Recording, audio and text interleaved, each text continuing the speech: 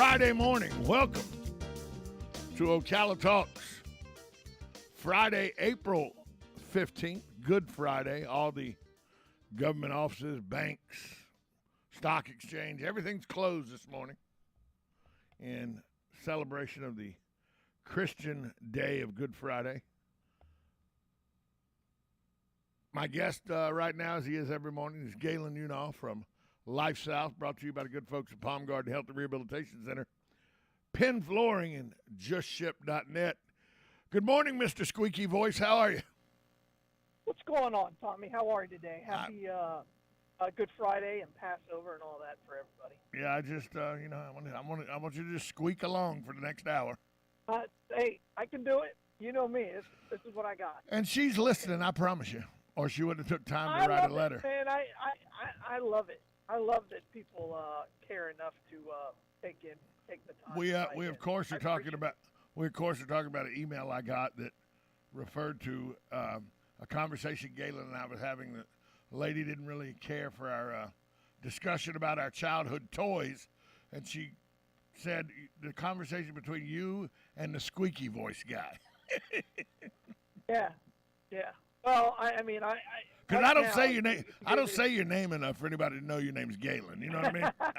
I right now, you and I would just stop all this and go play with an Evel Knievel toy if we had it. Right now.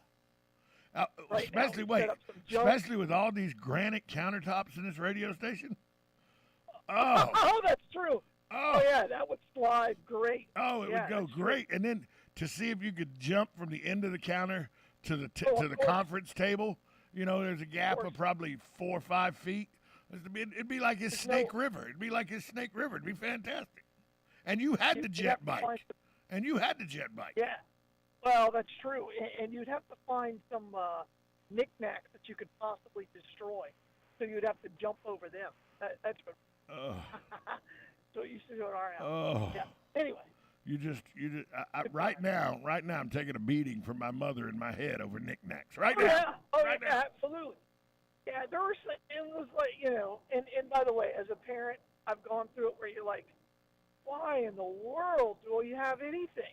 We can't have any nice things around. My mother had one of these, in the 60s and 70s, and before, I would guess, there was this thing. They called them shadow boxes, but they're not like the shadow boxes people have now, the little boxes where they have one little knick-knack in a glass thing. These things would hold. My grandmother and mother called them the shadow boxes, but they were knick-knack shelves that hung on the wall, and it was a very elaborate, decorated thing with Jesus on it and everything. And there were things on that knick-knack shelf that if you even touched them as a child, your life was in peril. So when my mother passes away, we're all adult children at this time. I'm in my late 30s. My older sister's in her mid-40s. My younger sister's in her early 30s. So we're all adult children. And my mother had went around to save us what she thought would be an argument. She had went around the year or so before she passed away and put either a T, a D, or an L on everything in her house to say which child she wanted to have what. And on the knick-knack shelf with all her Hummels and everything, on the shelf itself, right there on the shelf, it goes, whichever child wants it.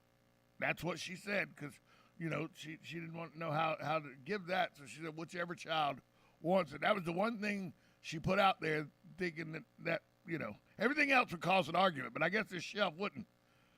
That shelf wasn't a damn dumpster. All three of us were like, I don't want that. That shelf got me beat. I don't want that shelf.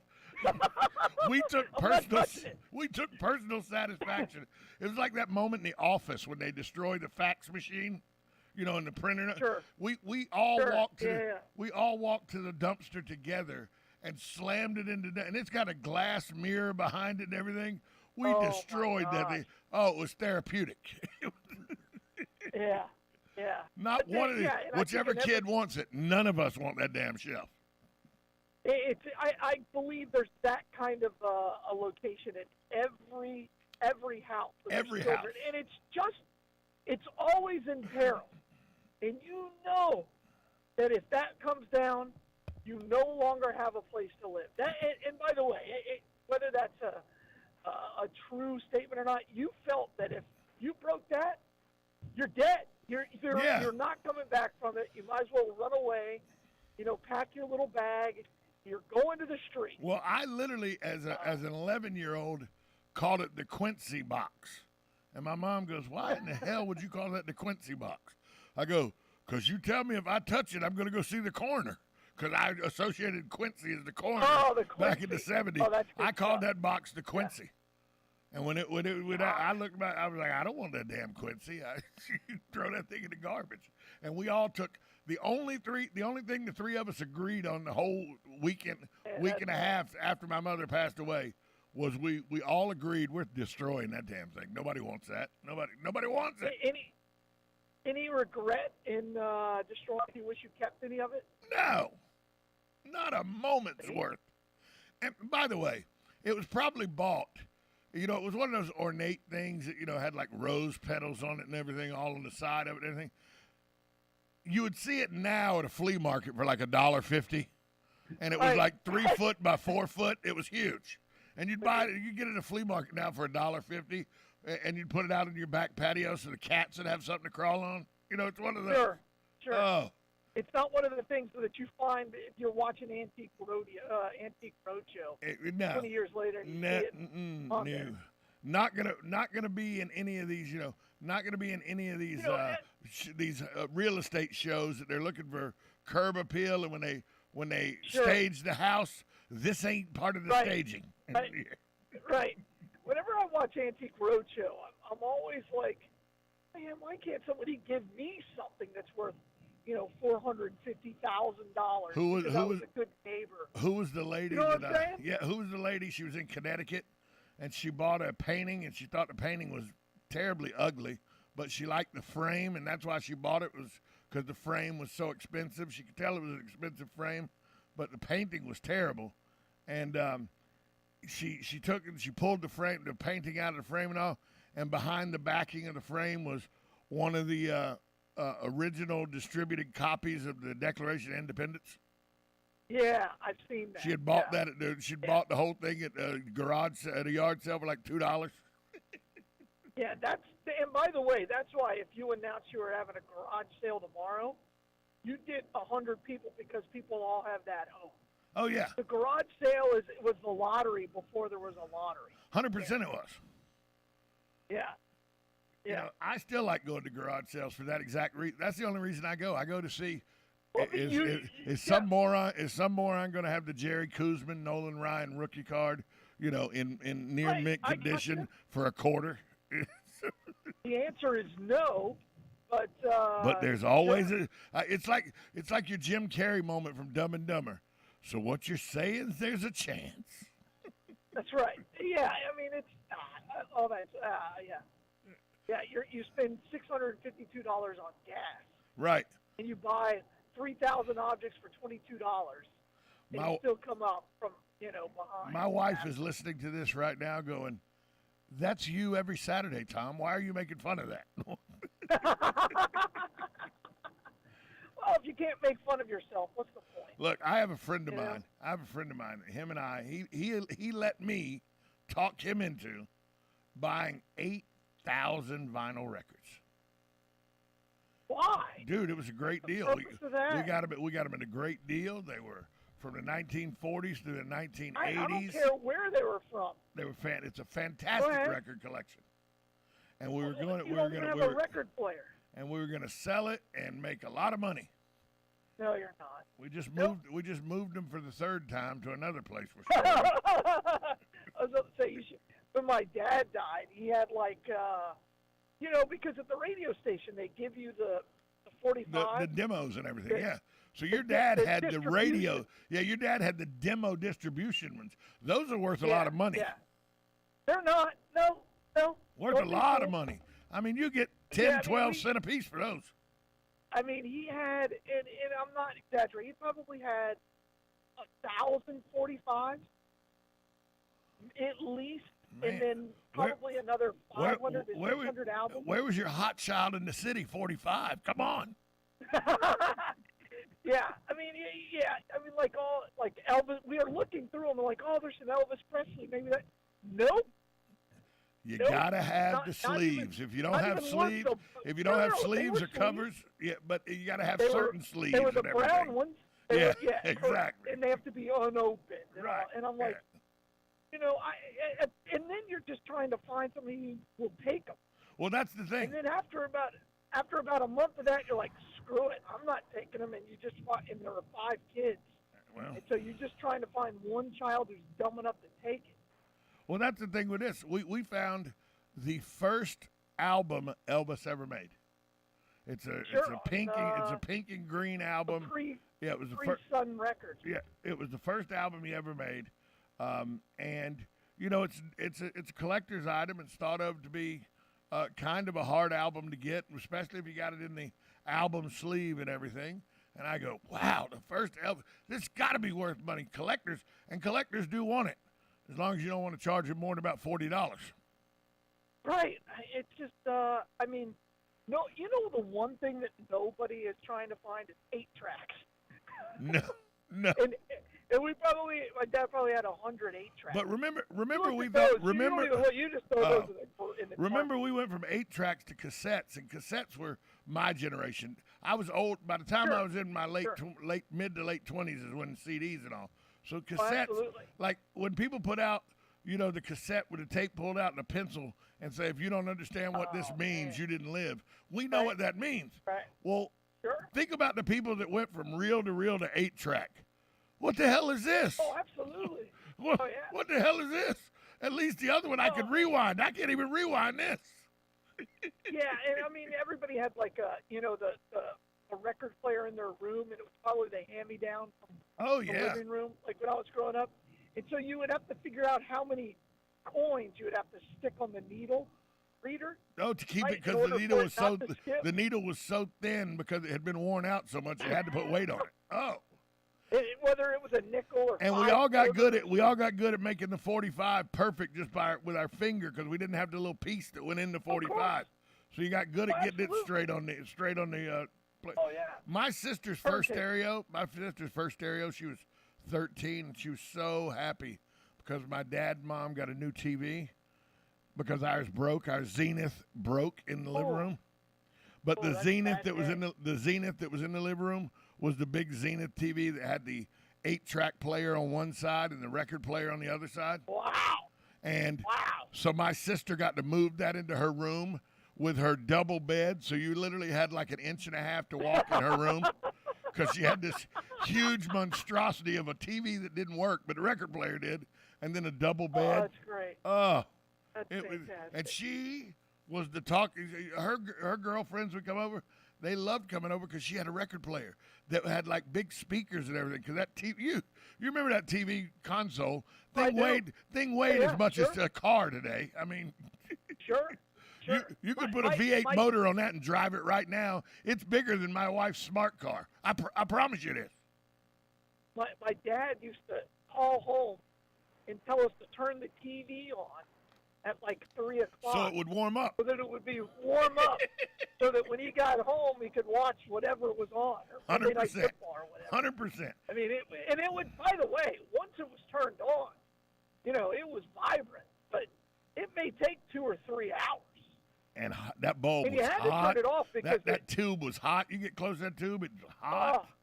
Hey, we got to take a break. You had to turn it off. Yeah. You had to turn it off, or the electric bill would have been, $1,000. And remember when it turned off, it went pew, and it was like a little dot. Yeah, like a little dot. You're like, oh my gosh, it's all over. We're all dead. We're dead. Yeah, oh yeah, man. We got to take a break. We'll be right back after this timeout on 1370 AM, 96.3 FM, WOCA, The Source.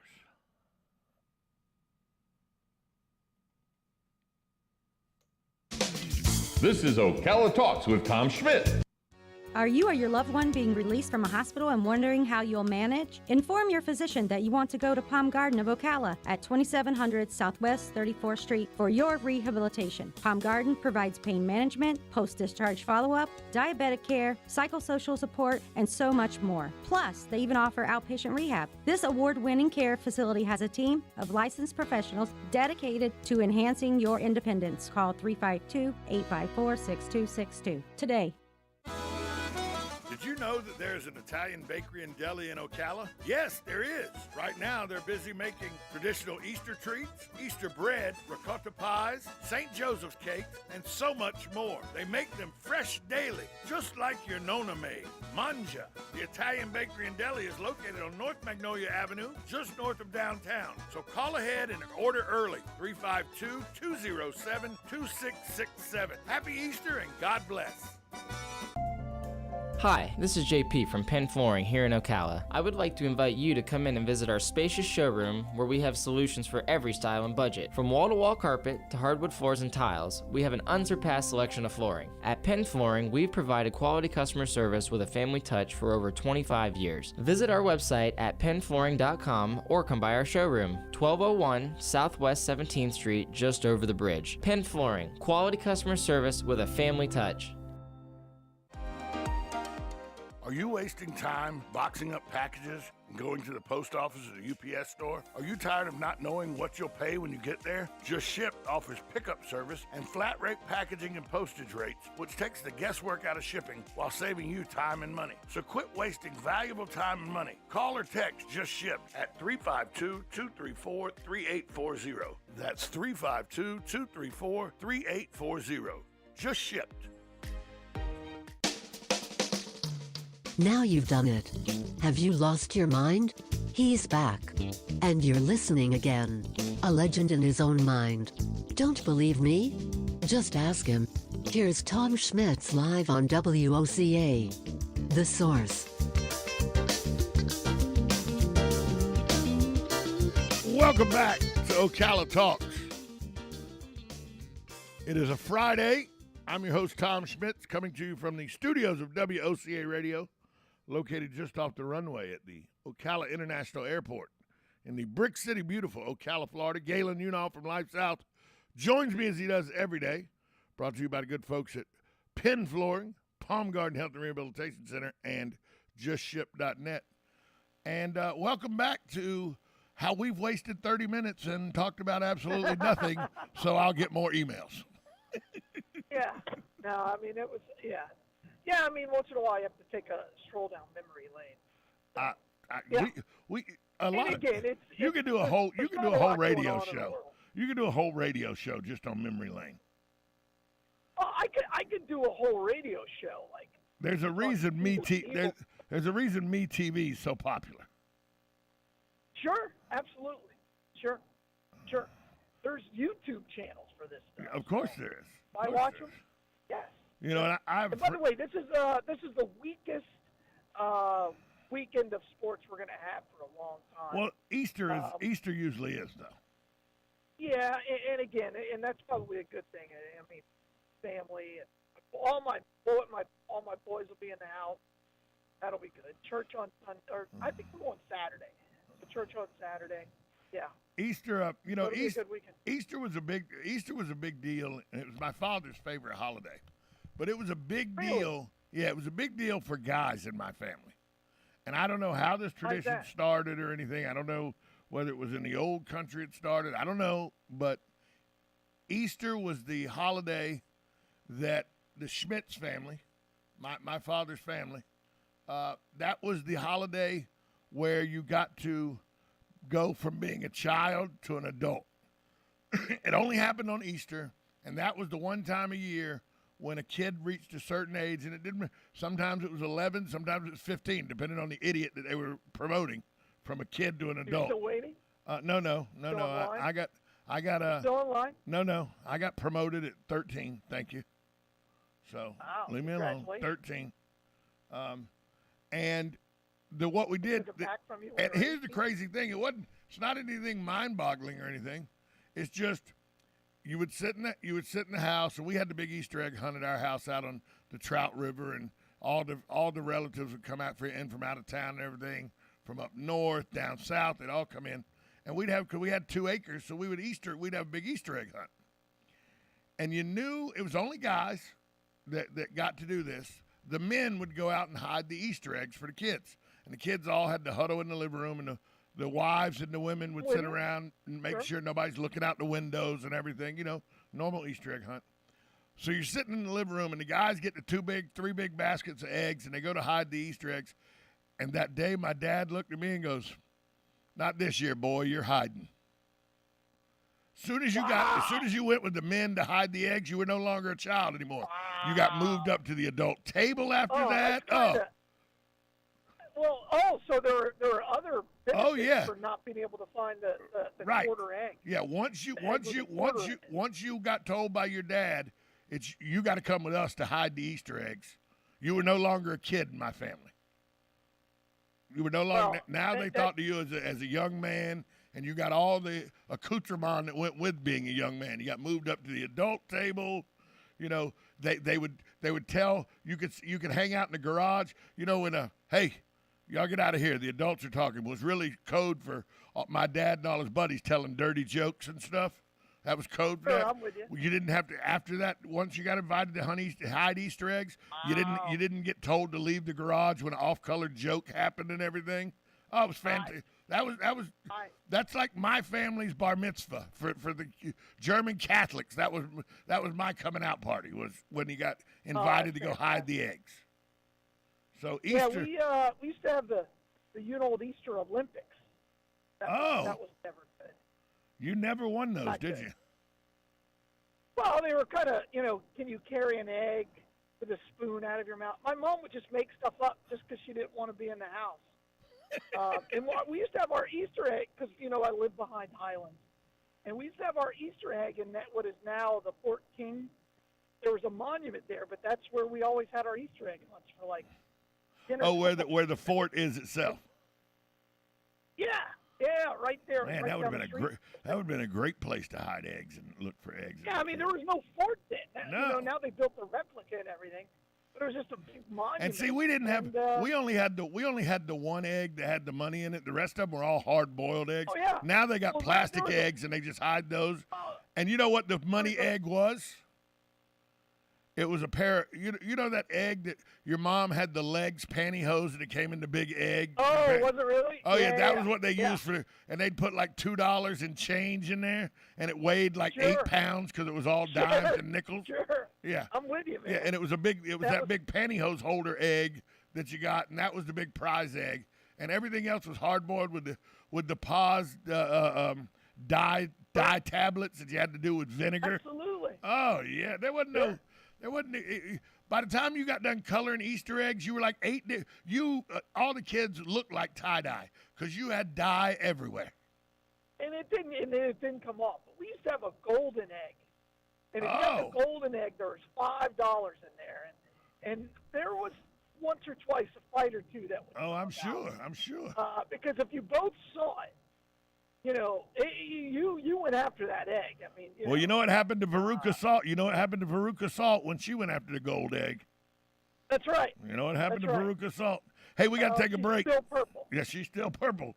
We got to take a break. We'll be back after this time out. You're listening to Ocala Talks on 1370 AM, 96.3 FM, WOCA, The Source.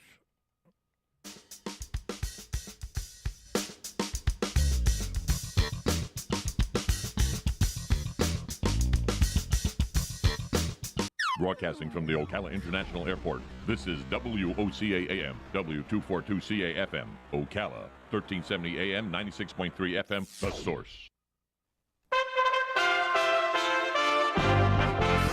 USA Radio News with Lance Pry. Clashes broke out early Friday between Israeli police and Palestinians at the Al-Aqsa Mosque, a major holy site in Jerusalem. Scores have been injured after Jerusalem police entered the mosque to confront civil unrest. Both Israel and Palestine claim ownership of the mosque. Mayor Eric Adams, a former New York City police captain, took office this year with a